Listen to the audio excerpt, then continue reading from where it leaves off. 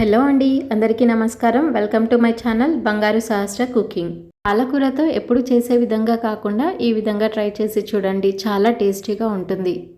ఈ పాలకూరను చేయడానికి ఇలా ఒక పెద్ద పాలకూర కట్టను తీసుకొని సన్నగా కట్ చేసి కడిగి పక్కకు పెట్టుకున్నాను. ఇప్పుడు ఒక మిక్సీ జార్ తీసుకొని అందులో 2 మీడియం సైజ్ ఆనియన్స్ని కట్ చేసి వేసుకోవాలి. అలాగే ఒక ఎల్లిపాయ గడ్డను పొట్టి తీసుకొని వేసుకోవాలి. 1 స్పూన్ సాల్ట్, మీ రుచికి తగినట్టుగా కారం, 1 స్పూన్ జీలకర్రను వేసి మెత్తగా పేస్ట్ చేసి పక్కకు పెట్టుకోండి.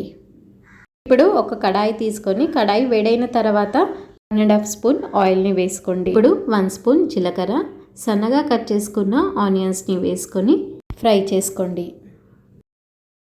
ఈ విధంగా ఆనియన్స్ ఫ్రై అయిన తర్వాత ఇప్పుడు ఇందులో ముందుగా చేసి పెట్టుకున్న ఆనియన్ పేస్ట్ని వేసుకొని పచ్చివాసన పోయేంత వరకు ఫ్రై చేసుకోవాలి. ఇందులో కొద్దిగా కరివేపాకును వేసుకొని అంతా కలిసేలాగా ఒకసారి కలుపుకొని పచ్చివాసన పోయేంత వరకు ఒక 5 నుంచి 6 నిమిషాలు ఉడికించుకోవాలి. ఈ విధంగా ఉడికి దగ్గరికి వచ్చిన తర్వాత 1 స్పూన్ పసుపు, సన్నగా కట్ చేసుకున్న పాలకూరను కూడా వేసుకోవాలి. ఇప్పుడు ఒకసారి అంతా కలుపుకొని లో ఫ్లేమ్లో పాలకూరను ఉడికించుకోవాలి.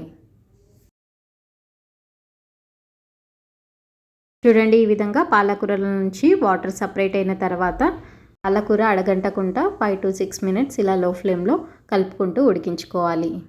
లాస్ట్లో కొద్దిగా ధనియాల పొడిని వేసుకొని ఈ వాటర్ పోయేంత వరకు ఉడికించుకుంటే సరిపోతుంది. ఇంతే అండి, ఎంతో సింపుల్గా పాలకూరను అయితే రెడీ చేసుకోవచ్చు. ఈ పాలకూర వేడివేడి అన్నంలో తింటూ ఉంటే చాలా టేస్టీగా ఉంటుంది. మీకు ఈ వీడియో నచ్చినట్లయితే వీడియోని లైక్ చేసి ఛానల్ని సబ్స్క్రైబ్ చేసుకోండి. Thank you for watching this video.